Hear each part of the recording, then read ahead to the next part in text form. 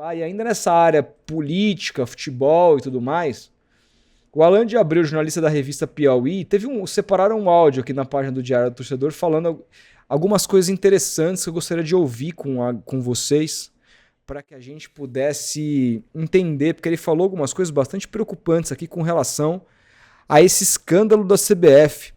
Eu não ouvi isso aqui, tá? Eu só li a manchete, que é bem preocupante, que diz: várias pessoas que eu entrevistei para essa reportagem, a fatídica reportagem da revista Piauí sobre o Edinaldo Rodrigues, me disseram que hoje, na prática, quem manda na CBF é o Gilmar Mendes. Para quem não sabe, Gilmar Mendes, um dos ministros do STF, e o filho dele, o Francisco Mendes. Vamos entender aqui. Peraí, deixa eu só colocar o áudio. Pronto.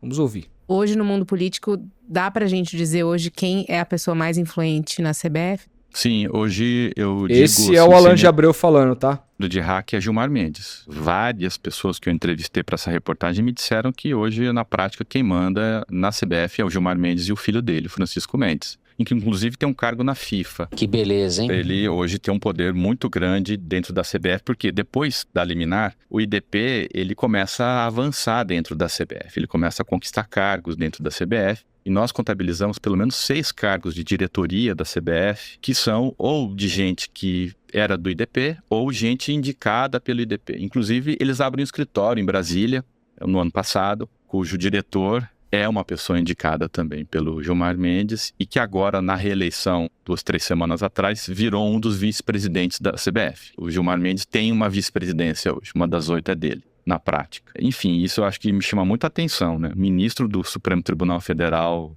comandando a CBF. Não só a sua. É aquilo, ninguém vai fazer uma acusação irresponsável aqui, mas se isso não for o esquema, eles podiam ter se esforçado mais para não parecer um esquema, né? Uma aula sobre funcionamento da política no Brasil e relação com o futebol, enfim. E tudo muito ecumênico, né, Fernando? Muito ecumênico. Tem o Arthur Lira, tem o PCdoB, tem todo mundo. PSD. Jacques Wagner. É a frente ampla. O Edinaldo conseguiu a verdadeira frente ampla. Já não bastava a camisa amarela ter sido sequestrada por esses fascistas. Não consigo nem olhar a camisa amarela, que já me dá vontade de sair correndo. Ainda tem esse complemento. Agora, não devemos ser muito otimistas, né, Alan, a respeito de providências políticas que podem ser tomadas para dar a esse sujeito, não vou dizer o mesmo destino do Bolsonaro, mas pelo menos destituir ele da CBF. Não, Fernando, eu também não tenho nenhuma perspectiva de que isso vai acontecer. O sistema é muito fechado. Quem deveria fiscalizar a CBF são as federações estaduais que replicam os mesmíssimos esquemas, os mesmos malfeitos da CBF. Então, assim, é feito para atuar dessa maneira. Ele foi construído para ser um sistema fechado e imune à investigação, né? E os clubes parece que também não querem, né? A impressão que dá. Não querem. Inclusive, o que me chamou a atenção, na segunda-feira, o Paulo Vinícius Coelho, jornalista do UOL, PVC, famoso PVC, um dos maiores jornalistas esportivos do Brasil. Exato. Ele entrevistou ao vivo o presidente do Sport sobre os erros da arbitragem do jogo do Palmeiras contra o Sport no dia anterior, em que houve um pênalti marcado para o Palmeiras inexistente, né? Isso acho que é um pouco consensual. E o PVC, enfim, depois das primeiras perguntas, aquele chororô do Cartola e tal, o PVC falou: olha, mas o senhor votou no Edinaldo, o senhor votou para que essa situação permaneça dessa maneira, porque, entre outras coisas também, na reportagem a gente trata dos cortes de recursos para arbitragem. Sim, exato. Eles tiraram o dinheiro da preparação de árbitro para dar 215 mil reais, entre outras coisas, para o presidente da Federação do Amapá. Exatamente. E aí a gente está vendo o desastre que está sendo a arbitragem do Campeonato Brasileiro, né? Também é uma outra coincidência aí, né? Aí o presidente do Sport ficou super desconfortável. Ele começou a acusar o PVC de ativismo político, mas não tinha nexo que ele falava, assim. E o PVC, muito irritado, falou: não é ativismo político, aqui é jornalismo. Eu estou lhe questionando porque é fato que o senhor votou no Edinaldo. Então o senhor apoia essa situação. E o presidente do Sport super constrangido. Mas ele não criticou o Edinaldo. Ninguém critica o Edinaldo. É incrível. E aí uma outra característica também da personalidade do atual presidente da CBF, ele é uma pessoa muito perseguidora, ele não tem limites para se vingar das pessoas que ele julga serem os seus inimigos e tudo mais, e ele impõe um medo terrível no ambiente de trabalho da CBF, ao ponto do pessoal, funcionários da CBF, chamam a sede da CBF de Coreia do Norte. Além da crise do jornalismo, que todo mundo sabe, né? No caso do futebol, especialmente, há interesses comerciais muito profundos, muito intensos, fortes, que impede muitos jornalistas de falarem, tratarem abertamente sobre isso, né? E aqui a gente trata especialmente do Grupo Globo, né? Que historicamente, não é de agora, sempre teve muito prurido aí de entrar nessa seara, né? De falar sobre essas questões, né? E está acontecendo a mesma coisa agora, né? A gente vê um silêncio total, assim. Porque a CBF controla os direitos de transmissão, né? Exato. Então, assim, ela ameaça as emissoras. Tem muito de- dinheiro envolvido, né? Exato, então você nunca mais vai transmitir nada. E aí acontece, quando os jornalistas tentam debater esse assunto, como aconteceu no Linha de Passe na segunda-feira, vem a reação, Linha de passe da a reação ESPN. pesada da ESPN, justamente. Bom, Felipe, são muitas camadas, tá? A gente precisa falar sobre todas essas camadas, porque é o seguinte, começa por um sistema que é, como explicou o Alan de Abreu, é focado em ser o mais fechado possível. Coreia do Norte. Exatamente. E não só de dentro para fora, mas também de fora para dentro, para que de fora nada possa ser investigado, afinal é uma empresa privada. Quem deveria ter incumbência de investigar faria parte do esquema que seriam as federações estaduais. Sim. Dito isso, tem esse problema, aí você tem quem que poderia combater isso? Você tem os clubes que têm medo. A entrevista do presidente do esporte é um exemplo disso. Como falou o Alan, em momento nenhum ele critica o Edinaldo, que é um cara vingativo. E com essa arbitragem horrorosa e que a gente desconfia, qualquer clube que se manifeste sozinho pode estar se suicidando, porque pode vir a ser prejudicado. O esporte foi prejudicado de novo, mesmo com a não crítica do presidente do esporte para o PVC no jogo contra o Vasco. Aquele gol do Verratti, na minha opinião, era facilmente anulável. Foi, para mim, falta clara do Verratti em cima do zagueiro do esporte. Acho que daqui não cabe muita discussão. E foi pro VAR, hein? E foi pro VAR. Então, assim, os clubes poderiam fazer alguma coisa, não fazem. E vamos partir, de repente, para a justiça comum intervir. Como a justiça comum vai intervir, se isso pode parar lá na frente no STF e quem, segundo as pessoas que o Alan de Abreu ouviram, comanda a CBF hoje é o Gilmar Mendes, que pertence ao STF. É um esquema, seria um esquema, se isso se comprovar ao longo da história, dos mais pouco sofisticados no ponto de vista de, tipo assim, é tão fechado que a gente não tá nem aí pra ser pouco sofisticado. A gente é isso mesmo, tá na cara de todo mundo e foda-se, porque ninguém vai mexer. É muito fechado. Então, assim, cara, na prática, se isso confirmando, isso é um sequestro do futebol brasileiro. Seria aqui, a gente já teve grandes momentos ruins na história, com o João Avelange, com o Ricardo Teixeira, com o Marim, com o João Paulo, o Del Nero, né? Eu esqueci o primeiro nome dele. Marco Polo Del Nero. Marco Polo Del Nero.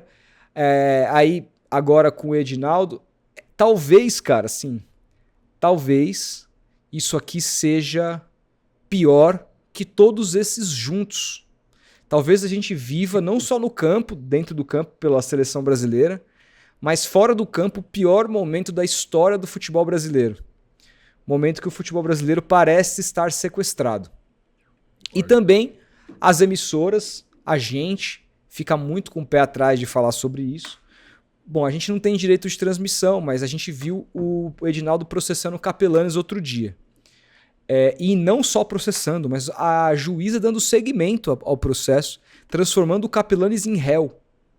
Qual que é o poder que esses caras têm no poder judiciário também para a influência de quem realmente manda? É muito grande. Então a gente vê cada vez mais, os clubes não podem falar porque tem medo, as emissoras não podem falar porque são proibidas, e os jornalistas não podem falar porque também podem ser processados, e não só processados, como podem se tornar réus em processo. Então assim, cara, é uma mordaça na boca de todo mundo, e um sistema que, segundo pessoas que o Alain de Abreu ouviu, dentro da CBF, parece a Coreia do Norte. Nossa, é loucura. Cara, a gente tá vivendo o pior momento da história do futebol brasileiro. É isso. Não, e chama atenção também o fato do Gilmar Mendes estar envolvidaço dentro da CBF. Assim. Cara, e aí tem uma questão, tá? Tem uma empresa, na matéria do Alain de Abreu, explica essa... O IDP, né? Então. Que é a empresa que gere os cursos do CBF Academy. Exatamente. E fica com 84% da receita. Exatamente. Então, hoje, a CBF, num curso que custa 50 mil reais, na média, alimenta a empresa de um dos caras que participou, inclusive, do julgamento. Lembra que teve o julgamento do Edinaldo? Foi o cara decisivo pro Edinaldo não ser afastado. Ou seja, e o PVC na época foi um dos poucos que acusou isso. E isso passou. Fora que o Gilmar Mendes indicou alguns nomes para fazerem parte para chefiarem cargos importantes dentro da CBF. Fora cara. Isso, então, o cara tá entranhado dentro da Confederação Brasileira de Futebol. Como eu falei, cara, é um esquema muito pouco sofisticado, porque os caras não estão nem um pouco preocupados. Eles colocaram a mordaça na boca de tantas pessoas, imprensa, clubes e do próprio poder público, porque tem muito, inclusive, aí deputado envolvido. Na matéria do Alain de Abreu conta de regalias que vários deputados tiveram nos jogos da CBF e tudo mais. Então é uma coisa tão bem feita que os caras simplesmente não têm vergonha de mostrar mais ou menos o funcionamento desse modus operandi. Simples assim.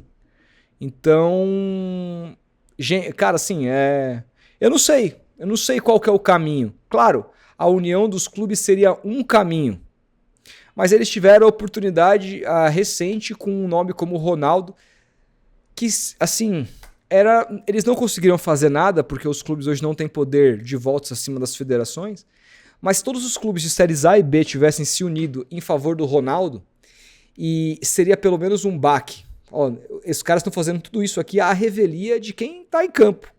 Mas não. Os clubes foram condescendentes e continuam condescendentes. Por medo do Edinaldo. Então, Felipe, eu sinceramente não sei aonde isso pode chegar, como que isso pode eventualmente ser desmontado.